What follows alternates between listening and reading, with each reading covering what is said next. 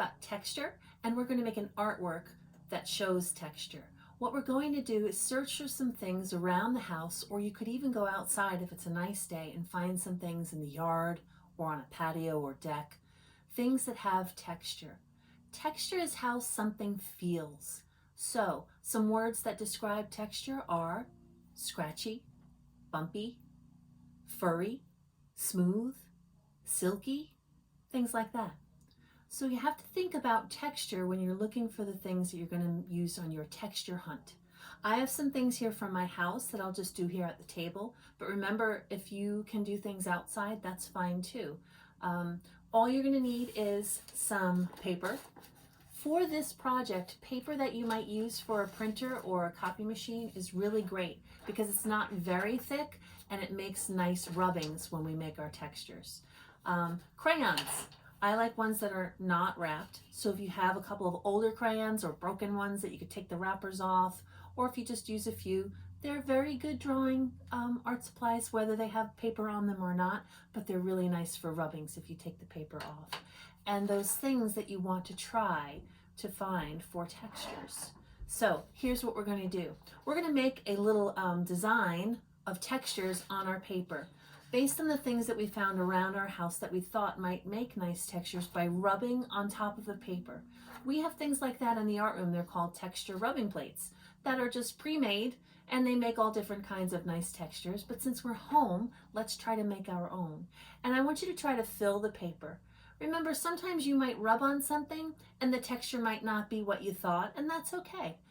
But just try to fill the paper, maybe do at least 5 or 6 different textures if you can do it. Here are some things I found in my house.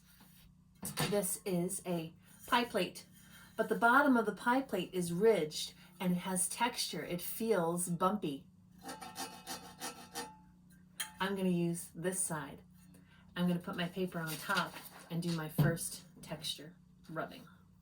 Paper on top, pick a crayon, maybe I'll do the pink one. Now you don't want to just draw. The best way to get a good texture is either to hold the crayon on an angle or to just hold the side and push the side. So I'll do it both ways. Let's see. So here's one way, just with my crayon on an angle and rubbing to see that bumpy texture. Or I can use the whole side of the crayon and I can rub back and forth. And there's a little bit more. Actually, it looks different each way you do it. Okay, so these don't have to be nice little neat squares with each texture in it. They could overlap, they can be different colors. So that was my pie plate. I went into our toys and I found a Lego. The small Lego kind of base plates that are very thin, but it has great texture. I'm going to try both sides. So my Lego goes underneath. I'm going to pick a new color, maybe this orange one, and I'm going to rub. And it draws the texture. I'm even going to try the underneath side. The top side is the side that has kind of the buttons. The underneath side has kind of the holes that the buttons fit into. So I'm going to try the underside as well. And maybe I'll do that with purple. And I'll try that with drawing with the edge of the crayon, not rubbing.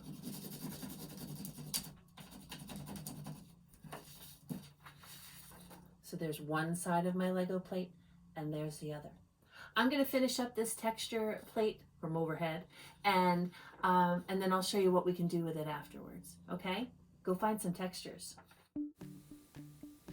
Spend some time finding some items from your house to make your texture rubbings. You can use different colors and different items and make a whole page of all the different textures that you find.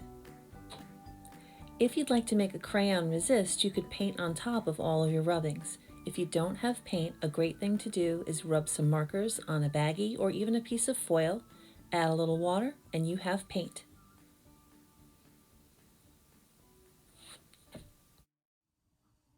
I hope you had fun finding different kinds of textures for your artwork. I wonder what your favorite texture was to find. Maybe there was one that you didn't think would make such a great texture, but it did. Or maybe there was one that you thought would really look great, but maybe didn't come out so well. And that's okay. That's part of looking for the different kinds of texture for this project. And whether you kept your texture hunt just crayon rubbings, or whether you tried adding some paint with markers. Either way is fine. I'd love to see what you make. Thanks. Bye.